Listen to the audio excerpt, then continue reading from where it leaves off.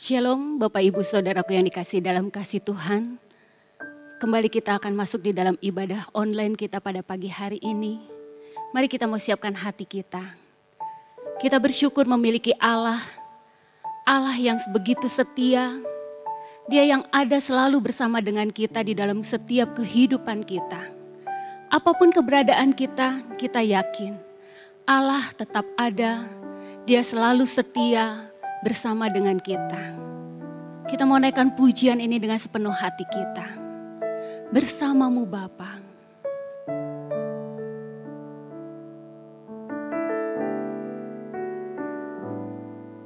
Engkau ada bersamaku di setiap musim hidupku. Tak pernah kau biarkan ku sendiri.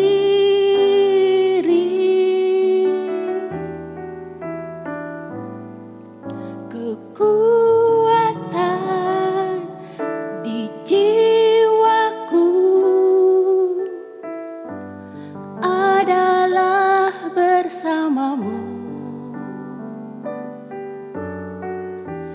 Tak pernah ku ragukan kasih-Mu.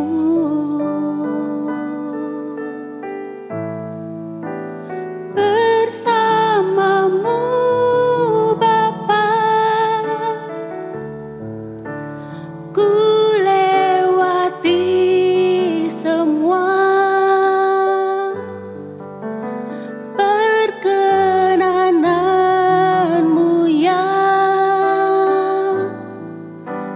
Teguhkan hatiku, Engkau yang bertindak, memberi pertolongan, anugerah-Mu besar melimpah bagiku. Kekuatan kita hanya ada di dalam Dia. Kekuatan di jiwaku adalah bersamamu. Tak pernah ku ragukan kasih-Mu.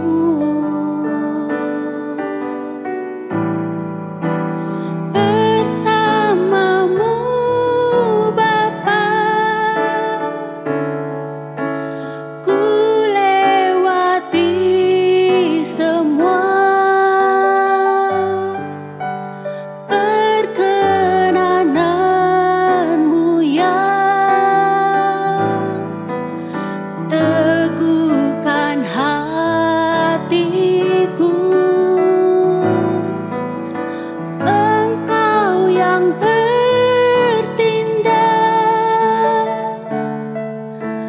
memberi pertolongan, anugerah-Mu besar melimpah bagiku.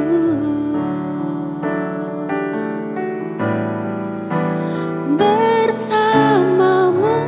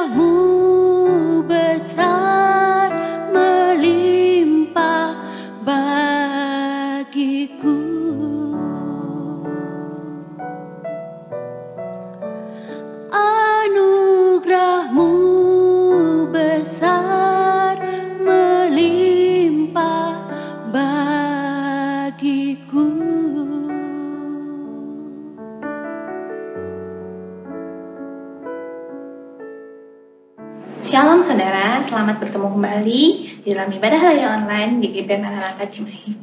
Sebelum kita mulai, mari kita berdoa. Tuhan Yesus, terima kasih untuk hari ini kalau kami masih diberikan kesempatan untuk bisa beribadah secara online.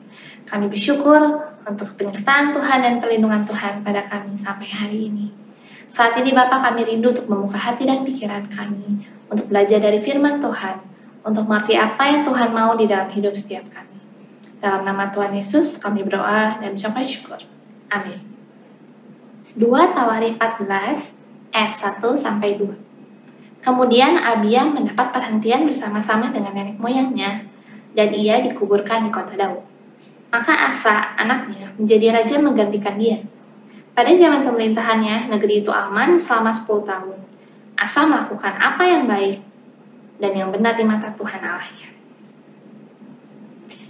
Saudara-saudara, kita hidup di dalam dunia yang cepat berubah.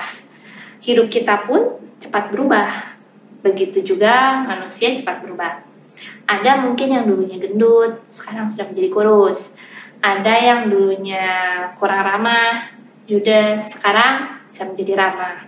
Ada yang dulu mungkin kaya, tapi sekarang jauh lebih kaya lagi. Ada yang dulunya sehat, sekarang sakit. Banyak sekali perubahan yang terjadi di dalam kehidupan kita. Macam-macam ya saudara, seiring bertambahnya usia, seiring perubahan musim-musim kehidupan di dalam hidup kita. Juga ya sebenarnya yang konstan, yang tidak berubah itu adalah perubahan itu sendiri. Hidup adalah musim.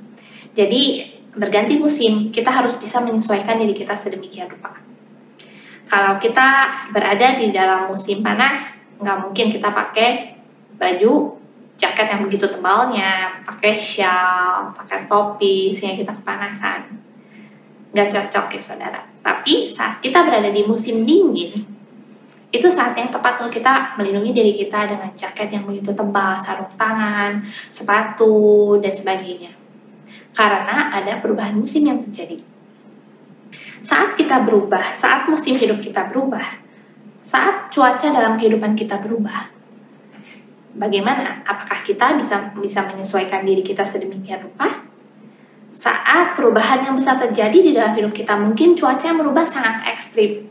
Apakah kita siap untuk beradaptasi dengan perubahan tersebut? Bagaimana hidup kita? Pertanyaan buat kita semua juga, bagaimana akhir hidup kita nanti? Seperti apa akhir hidup yang saudara inginkan? Sebuah kisah yang menarik dari Raja Asa yang terkutip dalam 2 Tawarikh 14-16. Raja Asa merupakan seorang raja yang sangat luar biasa. Raja Asa adalah raja yang taat kepada Allah. Dia melakukan apa yang baik dan yang benar di hadapan Allah. Dan selama masa pemerintahannya dia melakukan banyak prestasi yang juga luar biasa dan mengagumkan, yang raja-raja lainnya tidak lakukan. Raja Asa saat itu dia selain dia taat, dia menjauhkan mesbah-mesbah asing, bukit-bukit pengorbanan, tugu-tugu tiang berhala. Dan dia pun memerintahkan orang Yehuda pada masa pemerintahan itu selalu untuk mencari Tuhan. Dan selama pemerintahannya, kerajaannya aman. Tidak ada peperangan yang terjadi. Sampai suatu saat Raja Asa memerintahkan untuk membangun kota-kota benteng di sekitar Yehuda. Merupakan suatu strategi yang sangat cerdik. Selain itu, Raja Asa pun memiliki pasukan yang handal, pasukan yang gagah berani dengan persenjataannya yang lengkap. Sehingga pada suatu saat setelah masa tidak ada perang, akhirnya mereka berhadapan dengan Zerah orang Ethiopia yang memiliki 1 juta orang pasukan. Sementara pasukan Raja Asa itu jauh lebih sedikit daripada pasukan Zerah. Tetapi karena pertolongan dari Allah, Raja Asa dan pasukannya bisa memenangkan peperangan itu. Selain itu, kita bisa membaca prestasi lainnya tentang Raja Asa. Tetapi saudara, di dalam 2 Tawarikh 16 ayat 12, dikatakan pada tahun ke-39 pemerintahannya, Asa menderita sakit pada kakinya yang kemudian menjadi semakin parah. Namun dalam kesakitannya itu, ia tidak mencari pertolongan Tuhan, tetapi pertolongan tabib-tabib. Orang yang dulu setia belum tentu sampai akhirnya setia. Begitupun juga sebaliknya, orang yang tadinya tidak setia belum tentu sampai akhirnya dia tetap tidak setia. Contohnya Raja Asa, saudara. Kita lihat bagaimana kisah hidupnya. Di awal-awal pemerintahannya dia adalah raja yang sangat taat, raja yang sangat bijaksana, yang sangat cerdas dalam memerintahi Yehuda. Tetapi sangat disayangkan sekali kalau di akhir hidupnya dia tidak lagi mencari Allah. Dia mencari pertolongan yang lain dan akhirnya dia menjauh dari Allah. Hidup adalah musim yang dibatasi dengan waktu. Kita tidak pernah tahu sampai kapan kita bisa hidup di dalam dunia ini. Kita tidak bisa tahu kapan kita akan mati. Kita tidak tahu berapa lama Tuhan izinkan kita berada di dalam dunia ini, melakukan setiap tugas dan tanggung jawab kita. Pertanyaannya, bagaimana kita mengisi hidup kita dari hari ke hari? Kembali lagi pertanyaan, bagaimana akhirnya? Bagaimana akhir hidup yang kita inginkan? Pasti dari setiap kita mempunyai satu angan-angan. Kadang berpikir bagaimana masa tua kita, bagaimana masa depan kita. Tetapi kembali bahwa kita tidak pernah tahu sampai kapan kita hidup. Ada 5 pertanyaan untuk kita renungkan bersama-sama yang akan membantu kita menentukan akhir hidup yang menang, akhir hidup yang setia kepada Tuhan. Pertanyaan yang pertama adalah, bagaimana respon kita saat menerima nasihat atau teguran? Kita melihat ada 2 respon Raja Asa yang berbeda saat dia menerima nasihat dan teguran. Yang pertama di dalam 2 Tawarin 15 ayat 1-8, kita melihat bahwa ada seorang nabi yang datang, yaitu Nabi Azaria bin Oded, datang kepada Asa dan memberikan nubuatan. Dan saat itu Asa menerima dengan senang hati. Asa menerima dengan segala kerendahan hati. Dan bahkan setelah mendengar nubuatan tersebut, Raja Asa langsung mengambil action, langsung mengambil langkah nyata. Tetapi saudara, kita lihat respon Raja Asa yang berbeda di dalam 2 Tawarin 16 ayat 7 dan 10. Saya bacakan. Pada waktu itu datanglah Hanani, melihat itu, kepada Asa Raja Yehuda, katanya kepadanya, karena engkau bersandar kepada Raja Aram dan tidak bersandar kepada Tuhan Allahmu, oleh karena itu terluputlah tentara Raja Aram dari tanganmu. Ayat 10, maka sakit hatilah Asa karena perkataan pelihat itu, sehingga ia memasukkannya ke dalam penjara, sebab memang ia sangat marah terhadap dia karena perkara itu. Pada waktu itu Asa menganiaya juga beberapa orang dari rakyat. Saudara, saat Raja Asa menerima teguran dari Hanani karena Raja Asa lebih meminta pertolongan kepada Raja Aram daripada kepada Allah. Raja Asa merasa tersinggung, sehingga dia sangat marah dan akhirnya Hanani dipenjara. Dia merasa sakit hati. Karena apa, saudara? Karena Raja Asa sudah menjadi orang yang sombong. Dia mempunyai hati yang keras yang tidak bisa menerima teguran. Kita melihat ada 2 respon yang sangat berbeda yang diberikan oleh Raja Asa saat dia menerima nasihat dan teguran. Pertanyaannya buat kita hari ini, bagaimana dengan kita? Apakah kita memberikan respon yang baik saat ada orang yang datang menegur kita, saat ada orang yang memberikan masukan kepada kita? Apakah itu gembala, apakah itu teman kita, atau mungkin pasangan kita, orang tua kita, orang-orang terdekat, yang mereka mempunyai tujuan untuk supaya hidup kita lebih baik lagi. Tetapi terkadang mungkin kita menjadi orang yang terlalu sombong untuk menerima masukan, untuk membuat hidup kita jadi lebih baik. Anak saya, Febri, saudara, umur 2 tahun, dia baru belajar sikat gigi sendiri. Dia itu anak yang sangat mandiri, jadi dia selalu ingin melakukan semuanya sendiri. Padahal dia belum terlalu bisa sikat gigi. Kadang dia bisa, tapi kadang masih salah. Nah, saat saya kasih tahu dia, Febri, ayo mami bantu untuk sikat gigi ya. Saudara, apa yang dia katakan? Dia bilang gini, mami nggak boleh bantu, Febri bisa sendiri. Tapi kalau saya lihat, dia masih salah sikat giginya. Dia nggak benar sikat giginya, tapi dia kekeh, saudara, dia nggak mau dibantu. Saya diingatkan, kadang kita menjadi orang yang seperti itu, saudara. Mungkin Tuhan lihat kita, kamu tuh belum bisa, kamu tuh belum siap. Kamu masih banyak harus ditempa dan dibentuk. Makanya, ini saya kirimkan orang-orang di sekitar untuk membentuk kamu sedemikian rupa. Tetapi kita kadang terlalu sombong untuk menerima masukan itu. Saudara, marilah kita belajar untuk rendah hati, untuk bisa memiliki jiwa yang besar saat kita menerima masukan ataupun teguran. Nasihat mungkin kadang tidak terlalu sulit, tetapi kalau teguran kadang itu mungkin keras, itu menyentuh kenyamanan kita. Tetapi itulah yang Tuhan inginkan supaya kita dibentuk semakin serupa dengan Tuhan. Pertanyaan yang kedua, bagaimana kita mengembangkan talenta yang Tuhan beri? Raja Asa memiliki pasukan yang sangat handal. Di dalam 2 Tawari 14 ayat 8 dikatakan dia memiliki pasukan yang gagah perkasa, pasukan yang terpilih, yang sangat handal. Saudara, Raja Asa ini mempunyai resource, dia mempunyai potensi, sehingga dia mengembangkannya sedemikian rupa. Nah, dia membuat strategi untuk membangun kota-kota benteng supaya kota itu lebih aman lagi saat ada peperangan lainnya nanti yang mungkin mereka hadapi, mereka sudah siap. Jadi bahkan saat mereka melawan pasukan yang lebih besar pun mereka bisa menang, karena Raja Asa sudah mengelola apa yang dia punya sedemikian rupa. Bagaimana dengan kita, saudara? Apa yang kita lakukan dengan talenta yang sudah Tuhan berikan kepada kita? Atau mungkin saudara justru belum tahu apa yang saudara punya, apa yang saudara bisa, apa yang saudara suka lakukan. Mari kita coba cari apa sih talenta yang Tuhan berikan kepada kita. Apa sih kemampuan kita? Apa sih potensi kita? Mari kita coba belajar kenali diri kita. Mungkin kita bisa dapat feedback, dapat masukan-masukan juga tadi, nasihat dari orang lain yang bisa melihat dasar kita udah tahu. Yuk kita belajar untuk mengembangkannya lagi. Apakah dengan kursus, dengan melakukan hal lebih sering, mencari informasi untuk mengasah kemampuan dan talenta kita. Saudara, di era pandemik ini justru banyak orang-orang yang akhirnya unlock new skills. Akhirnya mereka menemukan bahwa mereka bisa melakukan ini, bisa melakukan itu. Kalau nggak ada pandemik, mungkin mereka nggak pernah sadar kalau mereka bisa melakukan itu. Contohnya saudara saya, di masa pandemik ini, saya jadi bisa cukurin suami saya dan potong rambut anak saya. Padahal sebelumnya nggak berani, ya saudara, selalu pergi ke salon atau pergi ke tukang cukur untuk memotong rambut.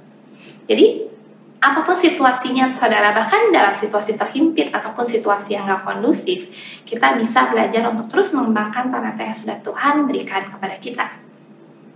Pakailah waktu yang ada untuk mempertajam dan menggunakannya. Pelajarannya saudara, Tuhan sudah memberikan tools, sudah memberikan satu alat sarana untuk kita menjalani hidup ini, untuk kita bisa sukses, untuk kita bisa maju dalam kehidupan kita, bisa menang atas segala tantangan yang kita hadapi. Jangan malas saudara, yuk kita belajar untuk lebih rajin lagi mengembangkan talenta yang sudah Tuhan berikan, seperti apa yang sudah Raja Asa lakukan. Pertanyaan yang ketiga, bagaimana pujian penyembahan kita kepada Tuhan? 2 Tawari 15 ayat 14-15. Mereka bersumpah setia kepada Tuhan dengan suara yang nyaring, dengan sorak-sorai dan dengan tiupan nafiri dan sangkakala. Seluruh Yehuda bersukaria atas sumpah itu. Karena dengan segenap hati mereka bersumpah setia dan dengan kehendak yang bulat mereka mencari Tuhan. Tuhan berkenan ditemui oleh mereka dan mengaruniakan keamanan kepada mereka di segala penjuru. Adakah pujian yang kita naikkan dalam keseharian kita? Apakah kita hanya memuji Tuhan saat kita di gereja?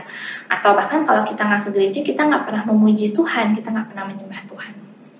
Justru apakah kita menjadi orang yang terlalu banyak mengeluh akhirnya dengan kondisi yang kita lihat dengan mata kita, daripada kita memuji Tuhan dan bersyukur kepada Tuhan.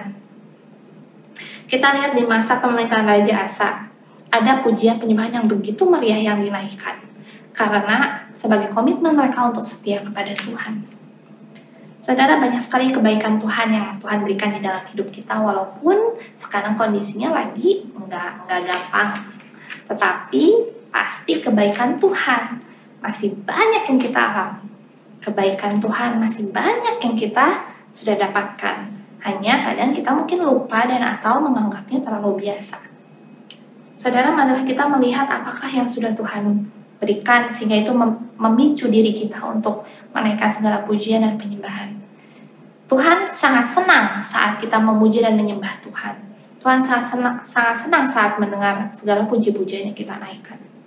Tetapi terlebih lagi saudara, penyembahan yang sejati itu adalah seluruh keberadaan kita. Bukan berarti saat kita menyanyi saja itu adalah penyembahan Tuhan, tidak. Tetapi seluruh kehidupan kita dalam kehidupan kita sehari-hari, yang bagaimana kita menyanyikan hidup kita, bagaimana kita bertindak saat kita ada di marketplace, di mana Tuhan tempatkan kita, di keluarga, di tempat pekerjaan, tempat pergaulan, di tempat pelayanan kita. atau dimanapun Tuhan bawa kita, Tuhan tempatkan kita, apakah kita bisa membawa harum nama Tuhan? Apakah kita bisa menyenangkan Tuhan? Saudara, mari kita naikkan pujian-pujian kita.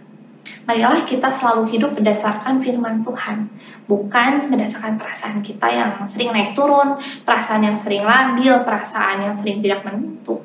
Tetapi lakukanlah yang harus kita lakukan. Mari kita naikkan pujian penyembahan untuk Tuhan. Pertanyaan yang keempat, bagaimana persembahan kita kepada Tuhan? Raja Asa membawa persembahannya ke rumah Allah. Pertanyaannya buat kita, apakah kita setia juga di dalam persembahan kita? Apakah kita setia juga di dalam perpuluhan? Saudara, kita tidak bisa membalas apa yang sudah Tuhan lakukan dalam hidup kita. Nggak akan pernah bisa. Sebaik apapun kita, sebanyak apapun persembahan kita, kita nggak pernah bisa untuk membalas kebaikan Tuhan. Tetapi saudara, setia dalam memberikan persembahan, setia dalam memberikan perpuluhan, itu adalah bentuk kasih kita kepada Tuhan. Bentuk ketaatan kita kepada Tuhan. Karena kita tidak bisa membalas kebaikan tadi, kita hanya bisa belajar untuk terus menyenangkan Tuhan lewat setiap tindakan kita. Banyak saudara pemahaman yang modern sekarang menganggap bahwa perpuluhan itu nggak perlu. Perpuluhan itu untuk apa sih? Cuman bikin gereja lebih kaya, untuk gereja yang besar. Cuman bikin pendeta yang lebih kaya, atau dan pemahaman-pemahaman lainnya. Tidak saudara, kembali kepada firman Tuhan. Mari kita kembalikan persepuluhan. Mari kita setia memberikan persembahan. Karena saya percaya saat kita setia, Tuhan tidak akan tutup mata akan kehidupan kita. Mungkin saudara kita nggak hanya mempersembahkan uang kita, tetapi kita bisa mempersembahkan tenaga kita, waktu kita untuk melayani Tuhan. Untuk kita kembali menyenangkan Tuhan, bukan cuma dengan harta kita. Kita memiliki banyak hal di dalam hidup ini. Kita bisa berdoa untuk orang lain, kita bisa terlibat dalam pelayanan di gereja, menjadi singer, menjadi penyambut tamu, menjadi segala macam ya saudara. Apalagi dengan sekarang ibadah new normal, kita ada 4 kali ibadah, di mana tentunya jumlah pelayan yang dibutuhkan juga lebih banyak lagi. Mari saudara, jangan cuma puas untuk menjadi jemaat yang hanya mendengar dan menerima dari tahun ke tahun, dari zaman sekolah minggu sampai udah punya anak, sampai tua akhirnya cuma jadi jemaat aja saudara.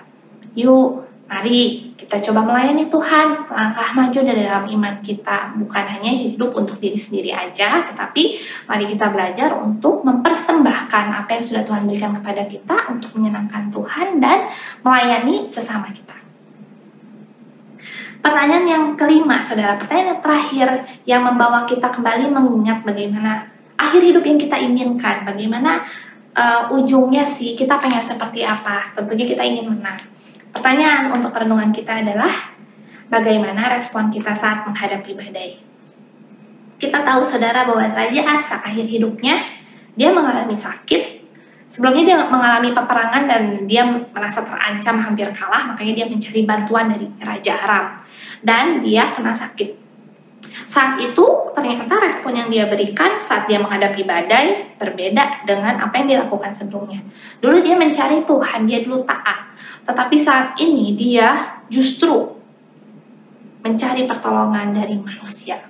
Berapa kali di dalam akhir hidupnya dia hanya mencari pertolongan manusia. Badai akan selalu ada di dalam hidup kita selama kita hidup. Badai kadang datangnya juga enggak permisi dulu saudara. Kadang-kadang datang, kadang-kadang pergi. Tahu-tahu datang lagi, enggak diharapkan. Ya kita nggak pernah mengharapkan badai, tapi itu ada. Dan itu akan kita alami. Sebenarnya badai yang datang itu saudara, Tuhan ingin membuat kita semakin handal mengendalikan ombak hidup itu, mengendalikan badai itu. Tetapi kadang respon kita salah. Respon kita tidak tepat, tidak sesuai apa yang Tuhan inginkan. Hidup nggak selalu indah. Tuhan nggak pernah berjanji hidup kamu tidak akan lepas dari masalah. Tuhan Yesus tidak pernah mengatakan hal itu. Tuhan tidak pernah bilang bahwa hidup menjadi anak-anak Tuhan juga akan lepas dari sakit penyakit, lepas dari masalah keuangan, lepas dari masalah keluarga. Enggak, tetapi saudara, kabar baiknya adalah Tuhan selalu setia kepada kita. Apapun badai yang kita hadapi, Tuhan selalu ada di situ. Pertanyaannya saudara, saat kita menghadapi badai, siapa yang kita cari? Apakah pertolongan manusia atau pertolongan Tuhan? Siapa yang kita cari? Mungkin kita nggak sadar saat kita flu langsung kita cari obat daripada kita berdoa. Karena kita udah terlalu terbiasa untuk melihat apa yang ada di depan mata kita daripada kita percaya dengan iman kita bahwa Tuhan itu setia dan Tuhan selalu siap dan Tuhan sangat mampu untuk menolong kita apapun masalah kita. Saudara, pelajarannya saudara, saat kita menghadapi badai, mari kita arahkan hidup kita, mari kita arahkan seluruh keberadaan kita kepada Tuhan. Hanya Tuhan yang bisa kita andalkan, hanya Tuhan yang tidak pernah mengecewakan kita. Sedangkan manusia mungkin kelihatannya bisa menolong kita, saudara, tetapi manusia hanyalah alat Tuhan untuk menolong kita. Jangan kita andalkan diri kita, berikan seluruh harapan kita kepada manusia. Maka kita nanti suatu hari kita akan kecewa. Dan akhirnya mungkin kita jadi bisa kecewa kepada Tuhan karena tidak sesuai dengan apa yang kita harapkan. Tapi saat kita berharap kepada Tuhan, kita tahu bahwa Tuhan adalah Allah yang baik. Walaupun ada badai di dalam hidup kita, walaupun berasanya enggak gampang Tuhan, enggak mau ada di dalam situasi ini, tapi Tuhan harus izinkan itu terjadi. Ingat saudara bahwa apapun yang kita alami, badai apapun yang kita alami, itu tidak akan melebihi kekuatan kita. Karena kita selalu punya kekuatan dari Tuhan Yesus untuk memberikan kita kekuatan, memberikan kita semangat, dan keluar dari segala badai hidup kita. Kehidupan adalah musim, di mana kita harus bisa beradaptasi dengan musim-musim tersebut. Supaya akhir hidup kita bisa menang. Belajar dari Paulus satu ayat terakhir dalam 2 Timotius 4 ayat 7. Aku telah mengakhiri pertandingan yang baik. Aku telah mencapai garis akhir dan aku telah memelihara iman. Mari saudara, kita belajar hari ini ada 5 pertanyaan yang menjadi perenungan kita. Bagaimana kita bisa mengakhiri hidup, kita bisa punya akhir hidup yang berkenan kepada Tuhan. Kita nggak pernah tahu kapan akhir hidup kita. Artinya apa saudara? Kapanpun kita harus siap. Kita harus mempersiapkan diri kita sedemikian rupa. 5 pertanyaan. Bagaimana respon kita saat menerima nasihat atau teguran? Bagaimana kita mengembangkan talenta yang Tuhan beri? Bagaimana pujian penyembahan kita kepada Tuhan? Bagaimana persembahan kita kepada Tuhan? Dan bagaimana respon kita saat menghadapi badai? Saya berdoa, biarlah 5 pertanyaan ini boleh membantu kita untuk merenungkan kembali seluruh kehidupan kita, seluruh perjalanan iman kita bersama dengan Tuhan. Tuhan Yesus memberkati. Mari kita berdoa. Tuhan Yesus, terima kasih untuk firman Tuhan hari ini, di mana kami boleh belajar dari Raja Asa dengan kisah hidupnya sedemikian rupa. Kami tahu Tuhan bahwa dalam hidup ini kami perlu memelihara iman kami dari hari ke hari. Kami tidak tahu sampai kapan Tuhan izinkan kami hidup di dalam dunia ini. Tetapi biarlah kami boleh menghidupi iman kami dari hari ke hari, terus membina hubungan pribadi dengan Tuhan lebih dalam lagi. Kami bisa tergerak untuk melayani Tuhan sebagai bentuk ucapan syukur atas segala kebaikan Tuhan di dalam hidup kami. Biarlah Roh Kudus yang boleh berbicara, menerjemahkan firman Tuhan yang kami dengar hari ini dalam setiap kondisi yang kami hadapi hari ini, dalam permasalahan kami, dalam tantangan hidup kami. Kami percaya bahwa Tuhan adalah Allah yang setia. Di dalam nama Tuhan Yesus kami berdoa dan mengucapkan syukur kami. Amin.